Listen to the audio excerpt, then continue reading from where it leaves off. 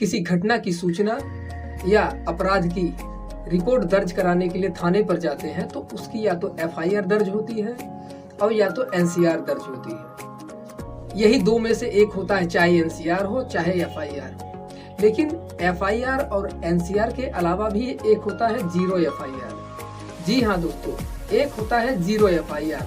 अब आप सोचेंगे कि ये जीरो एफआईआर क्या होता है, तो आज मैं आपको इस वीडियो के माध्यम से बताने वाला हूँ कि जीरो एफआईआर क्या होता है। तो बने रहिए हमारे साथ और बिना स्किप किए हुए इस वीडियो को पूरा देखें ताकि आपको जीरो एफआईआर के बारे में पूरी तरह से समझ आ जाए।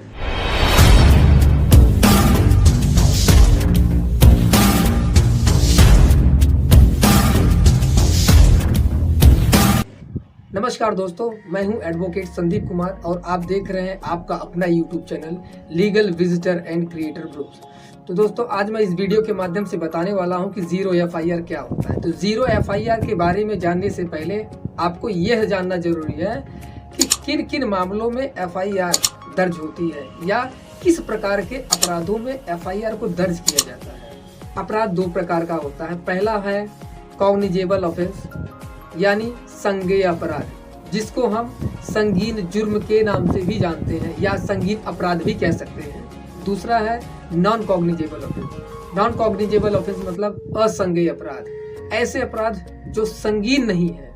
तो अब आपको विस्तार से बताता हूं कि संज्ञेय अपराध क्या होते हैं। तो आइए इसे अब विस्तार से समझते हैं कि कॉग्निजेबल ऑफेंस क्या होता है, नॉन कॉग्निजेबल ऑफेंस क्या होता है। तो सबसे पहले जानते हैं कॉग्निजेबल ऑफेंस के बारे में। तो कॉग्निजेबल ऑफेंस यानी संज्ञेय अपराध, ऐसे अपराध जो संगीन अपराध की श्रेणी में आते हैं या जिसे हम संगीन जुर्म भी जानते हैं। जैसे किसी का मर्डर करना, रेप करना, बलात्कार करना, डकैती करना इत्यादि अपराध, ये जो है संज्ञेय अपराध की श्रेणी में आते हैं। इसमें पुलिस सीधे तौर पर एक्शन लेती है।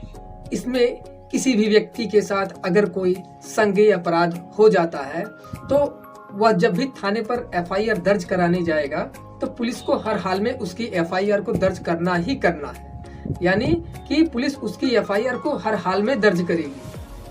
अब नेक्स्ट है नॉन कॉग्निजेबल ऑफेंस यानी असंज्ञेय अपराध। ऐसे अपराध जो संगीन नहीं है, बहुत मामूली प्रकृति का है, जैसे किसी के साथ हाथापाई करना, गाली गलौज करना, जान से मारने की धमकी देना, यह सब जो होता है यह होता है असंज्ञेय अपराध। इसमें पुलिस सीधे तौर पर एक्शन नहीं लेती है। इसमें बिना मजिस्ट्रेट के आदेश के बिना पुलिस इसमें कोई कार्रवाई नहीं करती है। तो ये कॉन्सेप्ट आपका क्लियर हो गया कि अपराध कितने प्रकार के होते हैं और किन किन मामलों में एफआईआर को दर्ज किया जाता है। तो आइए अब जानते हैं कि जीरो एफआईआर क्या होता है।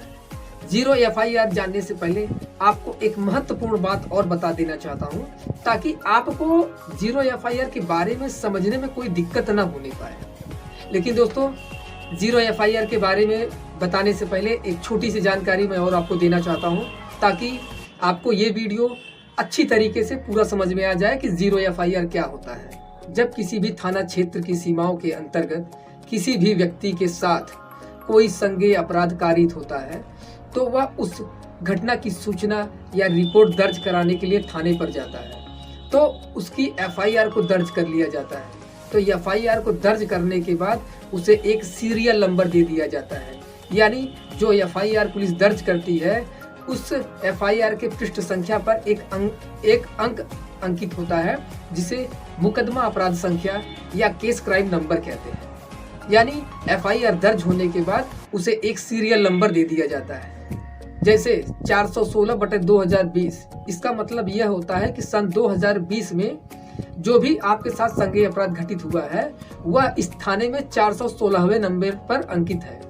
यानी आपके साथ जो अपराध हुआ है वह इस थाने में 416वें नंबर पर अंकित है, क्योंकि 2020 में आप इकलौते व्यक्ति तो है नहीं कि इस थाने में केवल आपके ही मुकदमे को दर्ज किया गया होगा। भाई उसके पहले भी कोई ना कोई व्यक्ति तो आया होगा अपने संज्ञेय अपराध की रिपोर्ट दर्ज कराने के लिए। तो इसके बाद क्या होता है कि भाई उसके बाद जो भी व्यक्ति आएगा, जैसे आप ही गए हैं, आपने अपनी एफआईआर दर्ज कराई, तो हो सकता है उस व्यक्ति के बाद आपने दर्ज कराया है तो आपका 416/2020 है, उसके पहले जो व्यक्ति आया होगा उसका रहा होगा 415/2020। तो ये होता है सीरियल नंबर जो एफआईआर के पृष्ठ पर अंकित होता है। तो उम्मीद है कि दोस्तों आपको मुकदमा अपराध संख्या यानी केस क्राइम नंबर के बारे में पता चल गया होगा। इसलिए हम यह कह सकते हैं किसी भी कॉग्निजेबल ऑफेंस की रिपोर्ट अगर थाने में की जाती है तो उसकी एफआईआर को दर्ज करके एक सीरियल नंबर दे दिया जाता है जिसे केस क्राइम नंबर या मुकदमा अपराध संख्या कहते हैं। इन सब तथ्यों की जानकारी होने के बाद जीरो एफआईआर के बारे में समझना आपके लिए बहुत आसान हो जाएगा। तो आइए अब जानते हैं कि जीरो एफआईआर क्या होता है। किसी भी थाने को यह अधिकार नहीं है कि किसी दूसरे थाने का रिपोर्ट अपने थाने में दर्ज करे, लेकिन अगर व्यक्ति गया हुआ है अपनी एफआईआर दर्ज कराने के लिए तो व्यक्ति की एफआईआर को दर्ज कर लिया जाता है, लेकिन उसे कोई नंबर नहीं दिया जाता है। उस नंबर की जगह उसे एक जीरो नंबर दे दिया जाता है, इसलिए इसे जीरो एफआईआर कहते हैं। अगर कोई व्यक्ति अपनी शिकायत या रिपोर्ट दर्ज कराने के लिए थाने पर गया है तो पुलिस को हर हाल में उसकी एफआईआर को दर्ज करना जरूरी है। पुलिस एफआईआर दर्ज करने से मना नहीं कर सकती है, क्योंकि अगर पुलिस ऐसा करती है तो सीआरपीसी की धारा 154 का उल्लंघन होता है। ऐसे में पुलिस वाले ही अपराधी कहलाए जाएंगे। इसलिए व्यक्ति की एफआईआर तो दर्ज कर लिया जाता है, लेकिन उसे कोई नंबर नहीं दिया जाता है। नंबर की जगह उसे जीरो का नंबर दे दिया जाता है, इसलिए इसे जीरो एफआईआर कहते हैं। जीरो एफआईआर का एक छोटा सा उदाहरण मैं आपको देना चाहता हूँ। आपको जानकारी होगी सुशांत सिंह राजपूत का जो केस था उसमें घटना मुंबई में हुआ था, लेकिन उनके पिता पटना में रहते थे। उनकी एफआईआर को पटना में दर्ज किया गया। ये जीरो एफआईआर दर्ज हुआ था। वर्ष 2013 में ललिता कुमारी वर्सेस गवर्नमेंट ऑफ यूपी के केस में सुप्रीम कोर्ट ने यह क्लियर कहते हुए कहा था कि सीआरपीसी के सेक्शन 154 में कॉग्निजेबल ऑफेंस को एफआईआर में कन्वर्ट करना आवश्यक है। यदि किसी भी कॉग्निजेबल ऑफेंस की रिपोर्ट थाने में दी जाती है और वो ऑफेंस उस थाना क्षेत्र की सीमाओं के अंतर्गत हुआ है तो पुलिस को एफआईआर दर्ज करना जरूरी है।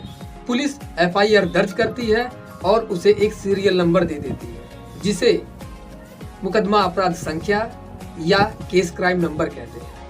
लेकिन अगर मान लीजिए कोई भी कॉग्निजेबल ऑफेंस की रिपोर्ट अगर किसी थाने में दी जाती है और वह ऑफेंस उस पुलिस थाने की ज्यूरिडिक्शन यानी अधिकार क्षेत्र के बाहर हुआ हो, यानी जो कॉग्निजेबल ऑफेंस उस थाना क्षेत्र की सीमाओं के अंतर्गत नहीं हुआ है, किसी और थाना क्षेत्र की सीमाओं के अंतर्गत हुआ है, तो भी पुलिस को उसकी एफआईआर को दर्ज करना जरूरी होता है। पुलिस उसकी एफआईआर दर्ज कर देगी, लेकिन उसे कोई नंबर नहीं देगी। वर्ष 1999 में Satwinder Kaur versus state of Punjab के केस में सुप्रीम कोर्ट ने यह कहा था कि यदि किसी भी पुलिस स्टेशन में किसी कॉग्निजेबल ऑफेंस की रिपोर्ट दी जाती है और वो ऑफेंस यदि पुलिस स्टेशन के एरिया के बाहर भी हुआ होगा तो पुलिस एफआईआर दर्ज करने से मना नहीं कर सकती है। उस केस में एफआईआर रजिस्टर करने के बाद उससे कंसर्न यानी उससे संबंधित थाने को सुपुर्द कर देगा जो ऑफेंस उस थाने के एरिया में हुआ है। तो ऐसे में यदि पुलिस स्टेशन द्वारा किसी कॉग्निजेबल केस में एफआईआर रजिस्टर की जाती है जो कि उसके खुद के लोकल ज्यूरिडिक्शन के अंदर घटित हुआ है तो उसमें रेगुलर नंबर दे करके एफआईआर को रजिस्टर कर लिया जाता है। यदि किसी पुलिस स्टेशन द्वारा किसी ऐसे केस में एफआईआर रजिस्टर की जाती है जो उसके खुद के ज्यूरिडिक्शन में ना हुआ हो और किसी दूसरे पुलिस स्टेशन के एरिया में हुआ हो तो इस प्रकार के केस में जो एफआईआर रजिस्टर होती है वो जीरो नंबर में रजिस्टर होती है, यानी उसे रेगुलर नंबर नहीं दिया जाता है। तो इस प्रकार की एफआईआर को जीरो एफआईआर कहते हैं। वर्ष 2013 में ministry of home affairs government of India द्वारा सभी स्टेट को ऐसी एडवाइजरी इशू की गई थी कि किसी भी थाने में अगर कोई भी व्यक्ति कॉग्निजेबल ऑफेंस की रिपोर्ट देता है तो उसकी एफआईआर को दर्ज करना आवश्यक है।